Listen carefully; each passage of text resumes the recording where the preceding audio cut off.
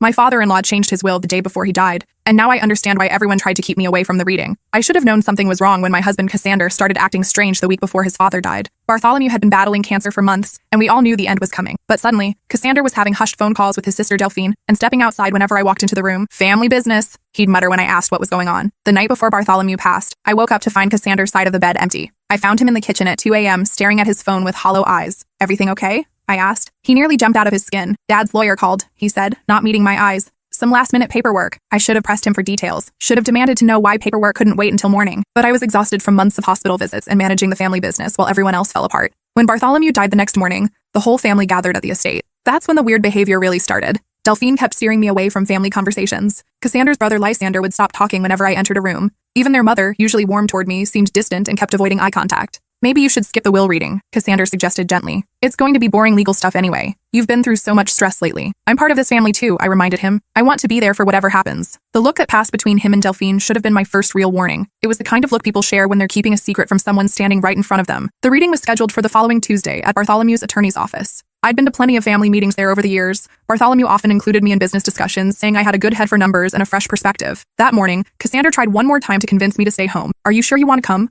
I could just tell you everything later. Maybe we could take a vacation afterward. Just the two of us. Why are you so eager to keep me away? I asked, studying his face. What aren't you telling me? I'm not, he said quickly. I just thought you might be uncomfortable with all the family drama. But I was already uncomfortable. The whole family was acting like I was a stranger at a funeral I didn't belong at. At the lawyer's office, I noticed immediately that someone had rearranged the seating. Usually I sat next to Cassander near the front. Today, there was a single chair pushed against the back wall, clearly meant for me. I ignored it and took my usual seat next to my husband. The lawyer, Mr. Pemberton, looked nervous as he shuffled through papers. He kept glancing at the family, then at me, then back at his documents like he was dreading what came next. Before we begin, he said carefully, I want to note that Mr. Bartholomew made some significant changes to his will just hours before his passing. The room went dead silent. The changes were made voluntarily and witnessed properly. Mr. Pemberton continued. However, they were unexpected. Delphine shifted uncomfortably. Cassander was staring at his hands like they held the secrets of the universe. Mr. Pemberton began reading the standard language, then got to the specifics. The estate was worth roughly $12 million. The family textile business, 3 properties, and substantial investments. To my daughter Delphine, I leave the family home and $500,000. Delphine nodded, unsurprised. To my son Lysander, I leave the Vermont cottage and $500,000. Also expected. To my son Cassander, I leave $500,000. I waited for him to mention the business. Bartholomew had always promised it would go to Cassander, his eldest son and heir apparent. Instead, Mr. Pemberton paused and looked directly at me. The remainder of my estate, including controlling interest in Blackwood Textiles, I leave to my daughter-in-law. The room erupted. That's impossible! Delphine shrieked, jumping to her feet. He wouldn't do that. She's not even blood family. Lysander was already on his phone, presumably calling another lawyer. Cassander just sat there, his face white as paper, looking like someone had just told him his entire life was a lie. There must be some mistake, their mother said, her voice shaking. Bartholomew always said the business would stay in the family. It is staying in the family, I said quietly, though my heart was hammering so hard I could barely hear my own voice. You're not family, Delphine spat. You're just some woman who married my brother. Mr. Pemberton held up his hand for silence. There's more, he said. Mr. Bartholomew also left a sealed letter to be read aloud at this time. He pulled out an envelope and broke the wax seal. The paper looked thick and expensive, the kind Bartholomew used for important business correspondence. If you're hearing this, he began reading in Bartholomew's words, it means I'm dead, and it means my family tried to prevent my daughter-in-law from attending this reading. Every eye in the room turned to me. I felt like I was in some kind of surreal nightmare where everyone knew the script except me. For the past 18 months, I've been watching my children conspire to steal from the woman who saved our family business. What they don't know is that I've been recording their conversations. My heart was pounding so hard I thought I might pass out. What conversations? What conspiracy? Mr. Pemberton continued reading, his voice steady despite the chaos erupting around him. 18 months ago, Blackwood Textiles was hemorrhaging money. Poor management and bad investments had brought us to the edge of bankruptcy. My children were already planning to sell the company and split the proceeds, caring nothing for the legacy our family built over 4 generations. This was news to me. I'd been working as the company's financial consultant for 3 years, but I'd been focused on specific projects. I'd never seen the full financial picture. Let me step back and explain how I got involved with the Blackwood family in the first place. 7 years ago, I was a recent MBA graduate working for a small consulting firm that specialized in helping family businesses modernize their operations. Bartholomew had hired us after his previous consultant recommended a complete overhaul of their antiquated accounting systems. I remember walking into the Blackwood Textiles headquarters for the first time. It was a massive brick building that had been in continuous operation since 1892. The main floor still housed the original weaving machines, though they'd been updated with modern technology. The smell of cotton and dye was overwhelming at first, but somehow comforting. Bartholomew himself gave me the tour that first day. He was 68 then, still sharp as a tack, with calloused hands that spoke of decades spent understanding every aspect of his business. He didn't just own the company, he lived and breathed it. My great-grandfather started this company with 2 looms and a dream, he told me as we walked through the production floor. Every generation has added something to it. My grandfather mechanized the operation. My father expanded into synthetic blends. I computerized everything and started our export business. What's next? I asked. That's what I'm hoping you'll help me figure out. What I discovered was a company caught between two worlds. The traditional textile business was being undercut by overseas manufacturers with drastically lower labor costs. But Blackwood had something their competitors didn't, a reputation for quality that had taken over a century to build. We need to find our niche, I told Bartholomew after my initial analysis. We can't compete on price with overseas manufacturers, but we can compete on quality, service, and innovation. Over the next 6 months, I helped them transition into high-end specialty fabrics for luxury fashion houses. We developed relationships with sustainable cotton growers, invested in equipment for organic fabric production, and created a line of custom textiles that commanded premium prices. The transformation was remarkable. Within a year, Blackwood Textiles was not only profitable again, but thriving in ways it never had before. That's when Bartholomew asked me to marry his son. Well, not exactly, but he did invite me to a family dinner where I met Cassander, who had just returned from business school with grand plans to modernize the family business. Cassander was handsome, charming, and genuinely passionate about carrying on the family legacy. Our courtship was slow and sweet. Cassander would pick me up after work, and we'd drive through the countryside, talking about our dreams for the future. He spoke eloquently about honoring his family's tradition, while building something new and innovative. I want to create something that my children will be proud to inherit, he said one evening as we sat by the lake near the family estate. Something that represents the best of what business can be.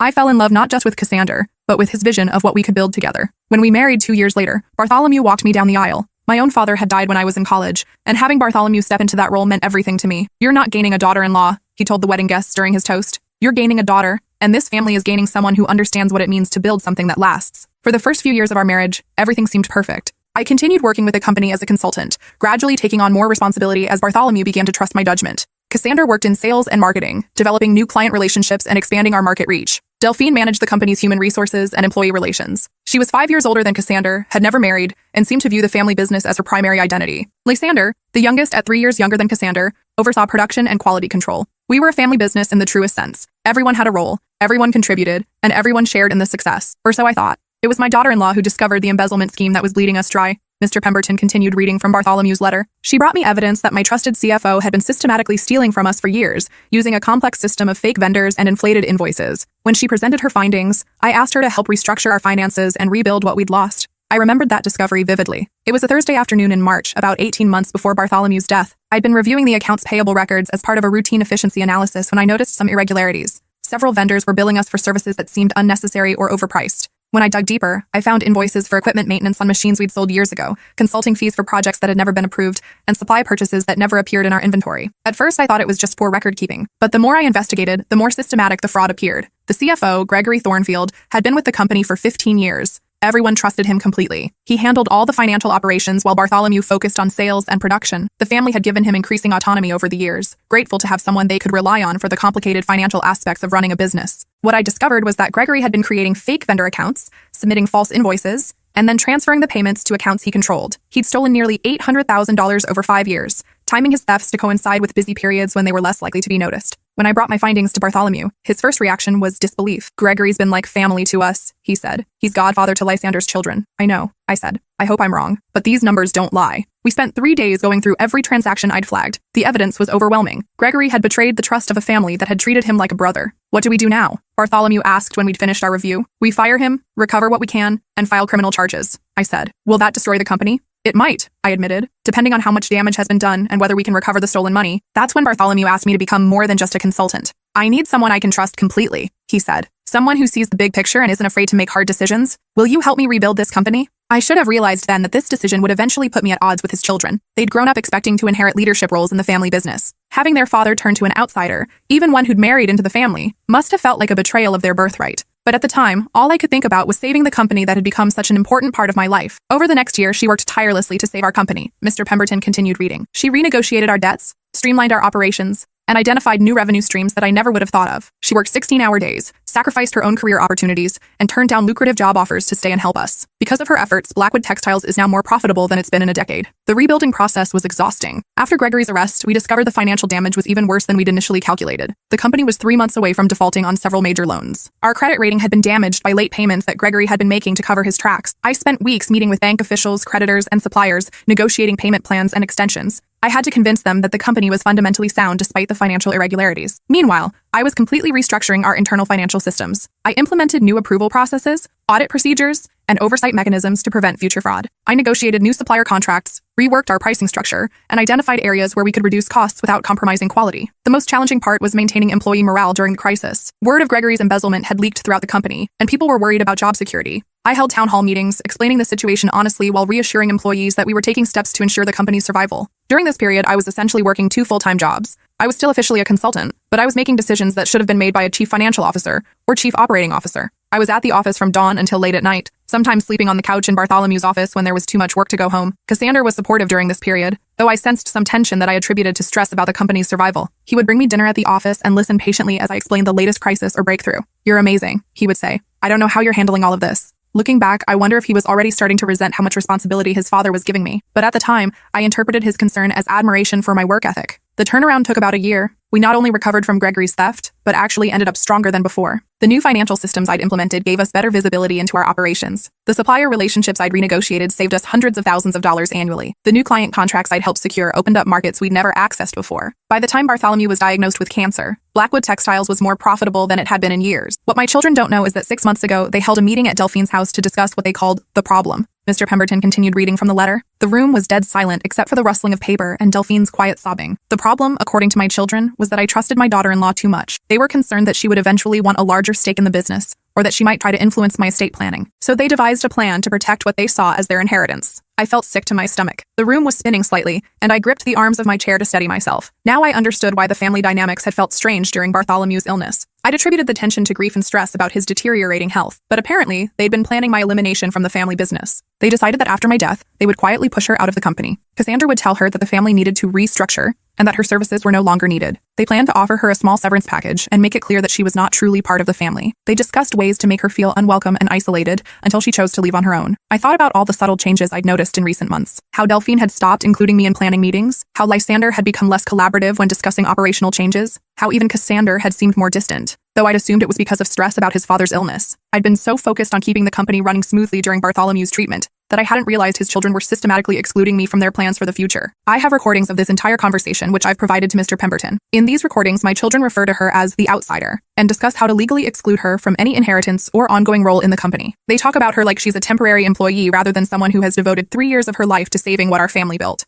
The betrayal hit me like a physical blow. I thought about all the late nights I'd spent in the office, all the family dinners where I'd listened to their plans and dreams for the business, all the times they'd thanked me for my hard work and told me how grateful they were to have me as part of the family. Had it all been an act? Had they been planning to discard me even while I was working to save their inheritance? Most damning of all, the letter continued, is their discussion of my medical care. When I was hospitalized last month, they met to discuss whether I was mentally competent to make financial decisions. They planned to have me declared incompetent if I tried to change my will in her favor or give her any significant role in the business succession. Lysander's face had gone from pale to bright red. His mother was crying harder now, though whether from guilt or grief I couldn't tell. They discussed hiring a specialist to evaluate my mental state, hoping to find evidence of dementia or diminished capacity. They were prepared to fight any changes I made to my estate plan, claiming that I was being manipulated or coerced. I remembered Bartholomew's hospitalization the previous month. He'd had pneumonia that had complicated his cancer treatment. The whole family had rallied around him, taking shifts at the hospital and consulting with doctors about his care. Or so I'd thought. Apparently, while I was focused on his medical needs, his children were meeting to discuss how to prevent him from recognizing my contributions to the family business. The idea that they would have their dying father declared incompetent to protect their inheritance was breathtaking in its callousness. But what they failed to realize is that I was never just protecting my business.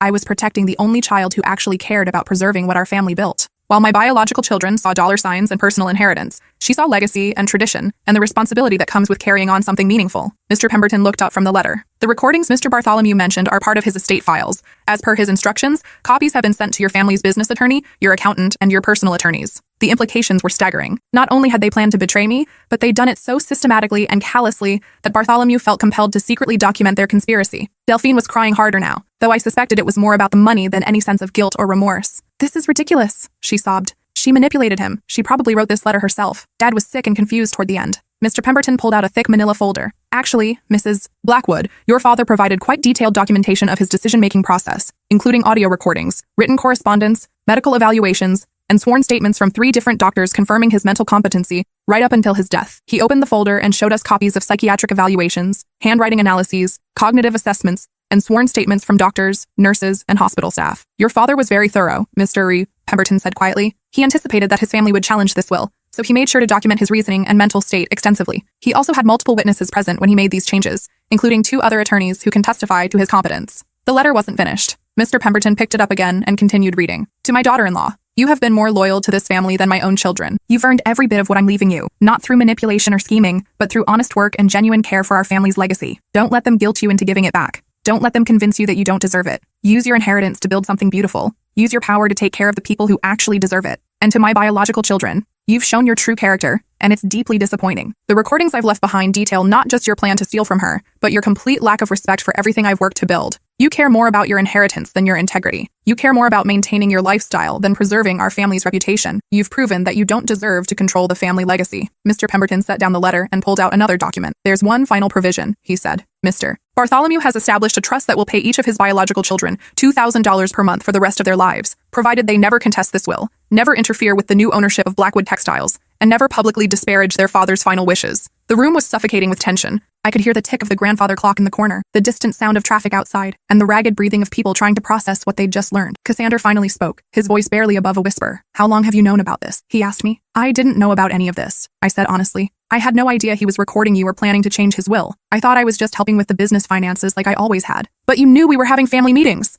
Delphine accused, her voice sharp with anger and desperation. I knew you were having meetings, I said. I assumed they were about funeral arrangements, medical decisions, or normal family planning. I never imagined you were plotting to push me out of the company I helped save. Lysander slammed his hand on the table, making everyone jump. This is insane, he said. She's not even blood family. She married into this family 7 years ago. We've been here our whole lives. No, I said, standing up slowly. But apparently I'm the only one who actually acted like family. I'm the only one who worked to preserve what your father built, instead of planning to profit from his death. You turned our father against us, Delphine sobbed. You poisoned his mind. I saved his company, I replied. I discovered the embezzlement that was bleeding your family dry. I restructured the finances and rebuilt the business. I worked 16-hour days while you were planning how to get rid of me. Mr. Pemberton cleared his throat diplomatically. If there are no further questions about the will itself, I'll need to discuss the transition of business ownership. As the new majority shareholder, Mrs. Blackwood will need to decide how she wants to proceed with company leadership and management. I looked around the room at the faces of people I'd considered family for 7 years. People I'd worked alongside, shared holidays with, celebrated milestones with, and trusted with my career and my future. People who'd been planning to throw me away the moment their father died. I'll need some time to think about everything, I said. Of course, Mr. Pemberton replied. This is a significant responsibility. Shall we schedule a follow-up meeting for next week to discuss the business transition? As we gathered our things to leave, the atmosphere was thick with unspoken recriminations and shattered relationships. Delphine wouldn't even look at me. Lysander was muttering under his breath about lawyers and legal challenges. Their mother was crying quietly into a handkerchief. Cassander grabbed my arm as I headed toward the door. We need to talk, he said, his voice urgent and desperate. Do we? I asked, gently but firmly pulling away from him. This doesn't have to change anything between us, he said. It's just business. We can figure this out together. I stared at him. This man I'd been married to for 7 years, who'd shared my bed and my dreams and my plans for the future, who'd been planning to betray me while I worked to save his family's legacy. Just business? I repeated. You planned to fire me from the company I saved. You discussed having your dying father declared incompetent. You called me the outsider and plotted to exclude me from the family I've devoted my life to serving. We were protecting the family interests, he said weakly. I was the family interests, I shot back. I was the one working to protect what your family built. I was the one who discovered the embezzlement, who restructured the finances, who turned the company around. And you were planning to throw me away like garbage. That night, I sat alone in our kitchen. A kitchen in a house that was paid for with Blackwood Textiles money, and read through the recordings and documents that Bartholomew had left me. They were far worse than the letter had suggested. The recordings revealed 18 months of systematic planning to betray me. Not only had they planned to push me out of the business, but they discussed ways to make me choose to leave voluntarily. Cassander had suggested making my work environment so hostile and uncomfortable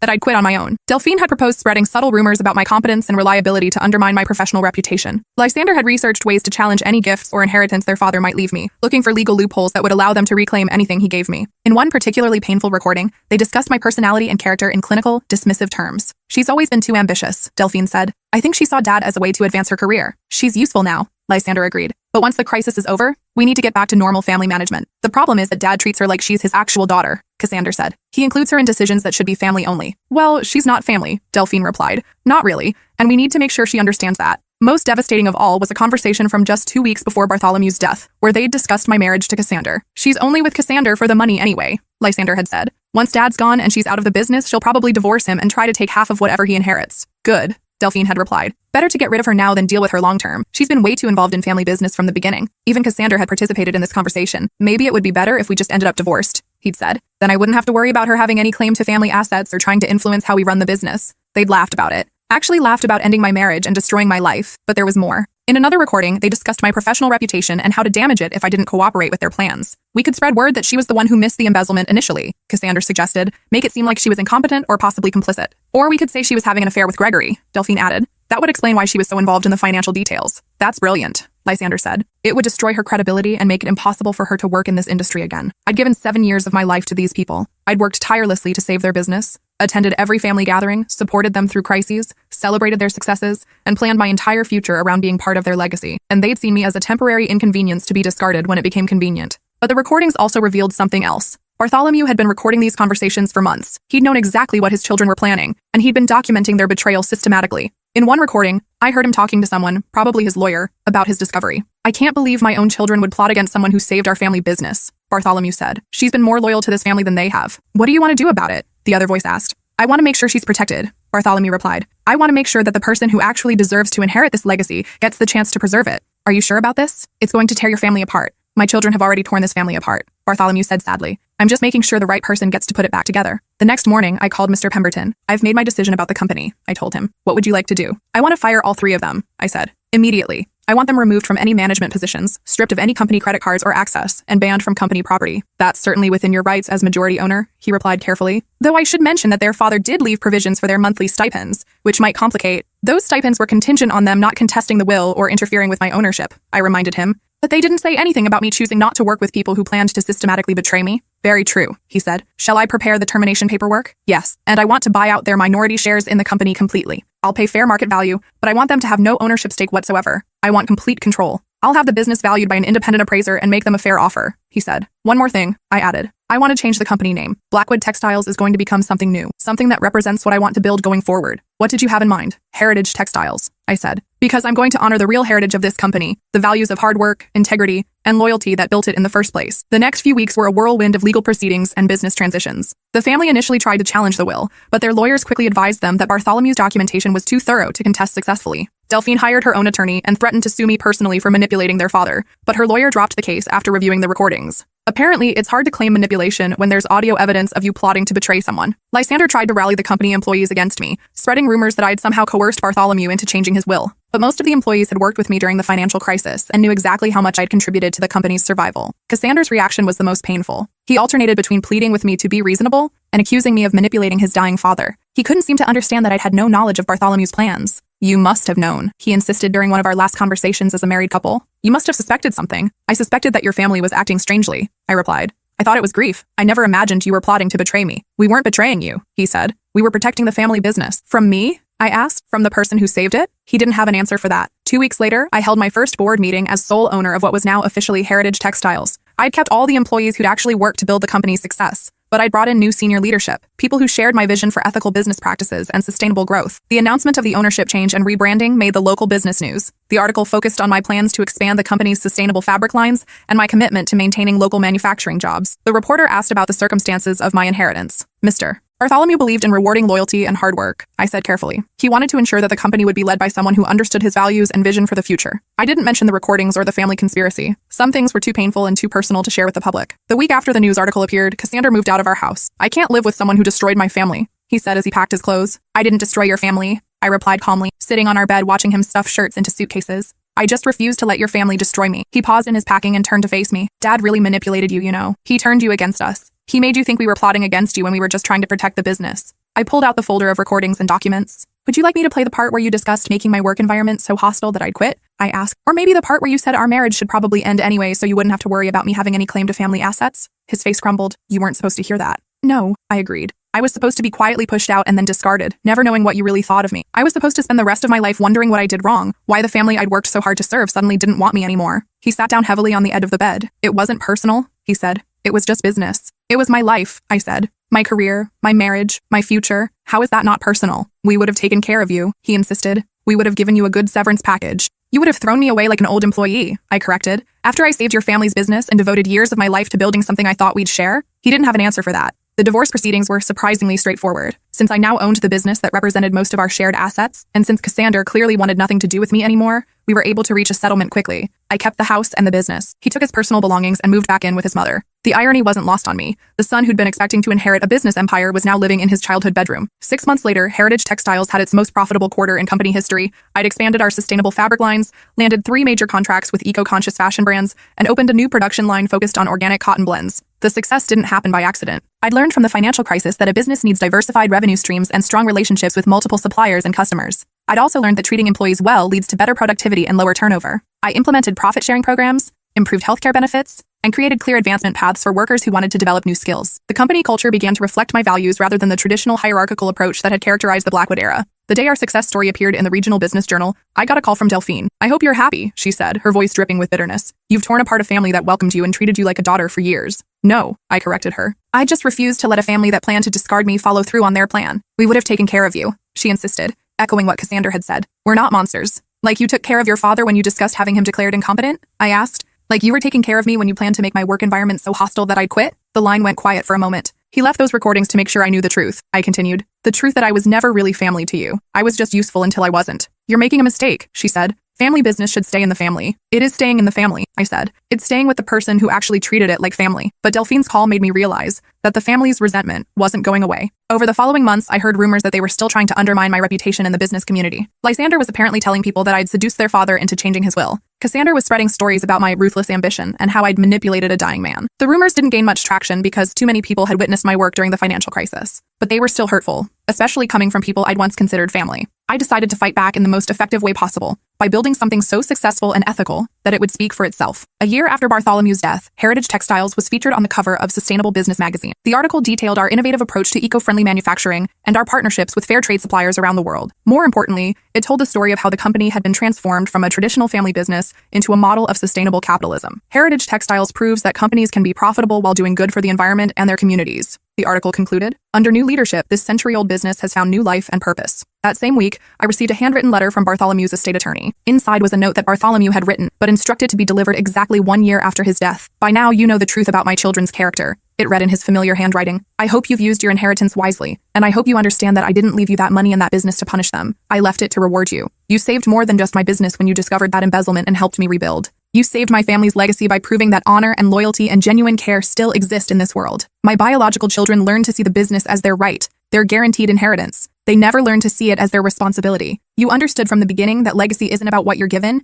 it's about what you do with what you're given. Build something beautiful with what I've left you. Build something that lasts. Build something that makes the world a little bit better. And don't let anyone convince you that you don't deserve it. You've earned every bit of it." The letter continued with specific advice about business challenges he anticipated I might face, along with contact information for suppliers and business partners he trusted. Even from beyond the grave, he was still mentoring me. But the most meaningful part was his final paragraph. "I've watched you work for 3 years, and I've seen how you treat people. You don't just see employees, you see human beings with families and dreams and challenges. You don't just see customers, you see partners in building something meaningful. You don't just see profit, you see opportunity to create value for everyone involved. That's what real leadership looks like. That's what I want my legacy to represent." 2 years later, I was invited to speak at a conference for women in business. During my presentation about building ethical companies, someone in the audience asked how I'd managed to take over a family business without any family connections. "Actually," I said, "I learned that family isn't about blood. It's about who shows up when things get difficult. It's about who works to build something together instead of just waiting to inherit it." The man who left me his business understood that real family members are the people who see legacy as responsibility, not just opportunity. After the conference, several other business owners approached me with questions about sustainable manufacturing and ethical business practices. I realized there was an opportunity to share what I'd learned with other companies. That's how Heritage Consulting was born. Working with other family businesses showed me that the dynamics I'd experienced with the Blackwoods weren't unique. Many family enterprises struggle with succession planning, particularly when the next generation feels entitled to leadership roles without demonstrating competence or commitment.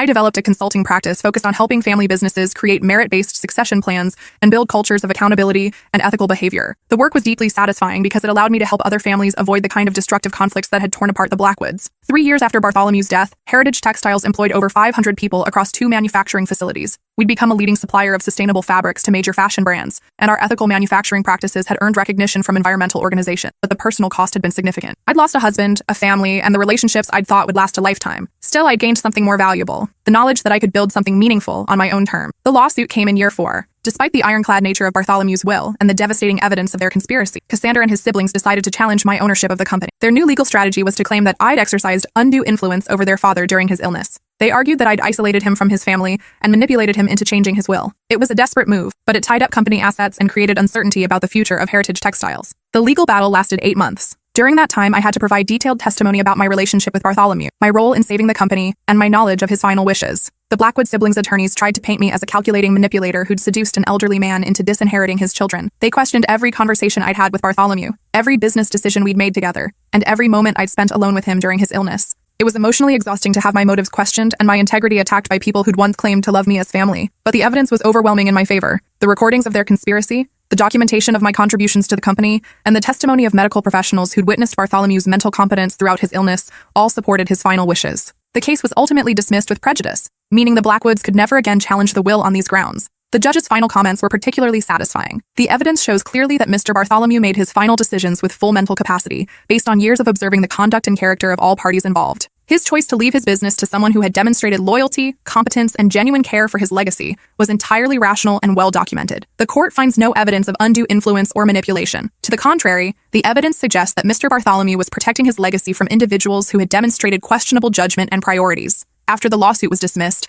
I thought the Blackwood family would finally leave me alone, but their resentment ran deeper than I'd realized. 6 months later, Lysander started a competing textile company using contacts and knowledge he'd gained during his years at Blackwood Textiles. He named it True Heritage Textiles, apparently to confuse customers and suppliers. When that didn't work, Delphine began spreading more serious rumors about my personal life and business practices. She claimed I was having affairs with married customers, that I was using company money for personal expenses, and that I was planning to sell heritage textiles to overseas investors. None of it was true, but rumors in a small business community can be damaging even when they're false. I consulted with my attorneys about pursuing defamation claims, but ultimately decided that the best response was continued success and transparency. I opened Heritage Textiles books to independent auditors and published detailed sustainability reports showing exactly how we operated. I invited business journalists to tour our facilities and interview our employees. The result was a series of articles that not only debunked the rumors, but showcased Heritage Textiles as a model of ethical business practices. Transparency as strategy, how Heritage Textiles builds trust through openness, was the headline of one particularly favorable piece. 5 years after inheriting the company, I realized that my relationship with the Blackwood family had fundamentally changed how I viewed business, family, and loyalty. I'd learned that blood relationships don't guarantee love, respect, or ethical behavior. I'd also learned that chosen family, the people who show up consistently and support your best self, can be more valuable than biological connections. The employees at Heritage Textiles had become my chosen family. We'd built something together based on shared values and mutual respect rather than inheritance or obligation. When our head of production announced her pregnancy, we celebrated with cake in the break room and spent time figuring out how to accommodate her needs as a new mother. When our lead sustainability coordinator's husband was diagnosed with cancer, the entire company rallied to support their family with meal deliveries, childcare assistance, and flexible work arrangements. This was what family was supposed to look like. People taking care of each other because they chose to, not because they were obligated to. 7 years after Bartholomew's death, I received an unexpected phone call. Cassander's voice was different, older, more tired than I remembered. "I need to tell you something," he said without preamble. "What?" "Mom's dying. Cancer, like Dad. She wants to see you." I was quiet for a long moment. "Why?" I asked finally. "She wants to apologize," he said. "For what we did, for what we planned." "And what do you want?" I asked. "I want to apologize too," he said quietly. "I've had 7 years to think about what we did to you, what I did to you." I agreed to visit, though I wasn't sure why. Cassander's mother, Margaret, had always been kind to me during our marriage. She'd welcomed me into the family, taught me family recipes, and shared stories about Bartholomew's childhood and their early marriage. I found her in a hospital bed that looked exactly like the one where Bartholomew had spent his final days. The irony was painful. "Thank you for coming," she said, her voice weak but clear. "How are you feeling?" I asked, settling into the bedside chair. "Like I'm dying," she said with a slight smile, "but also like I need to clear my conscience before I go." She told me that she'd known about her children's plan to push me out of the company. She'd even participated in some of the planning sessions. "I was scared," she admitted, "scared that Bartholomew was giving away my children's inheritance to someone who wasn't really family. But after he died, and after I saw what you built with Heritage Textiles, I realized he was right," she continued. "You were more family to him than we were. You earned what he gave you," she said. "My children wanted to inherit it. There's a difference." We talked for an hour about business, family, and the choices that define our lives. Before I left, she gave me a small box. "These were Bartholomew's," she said. "His father's cufflinks. He would have wanted you to have them." Inside the box was a note in Bartholomew's handwriting. "For someone who understands what it means to build something that lasts." Margaret died 2 weeks later. Her funeral was small, just immediate family and a few close friends. I attended, sitting in the back, unsure of my place in this gathering of people who'd once planned to betray me. During the service, Cassander stood up to speak about his mother. "She taught us about loyalty," he said, "about standing by the people you love, even when it's difficult." He paused and looked directly at me. "She also taught us, in the end, about admitting when you're wrong." After the service, we stood awkwardly by my car. "Do you think you could ever forgive us?" he asked. "I already have," I said. "Holding on to anger was hurting me more than it was hurting you." "What about us?" he asked. "Do you think we could ever—" "No," I said gently but firmly. "Too much has happened. Too much trust has been broken." "I know," he said.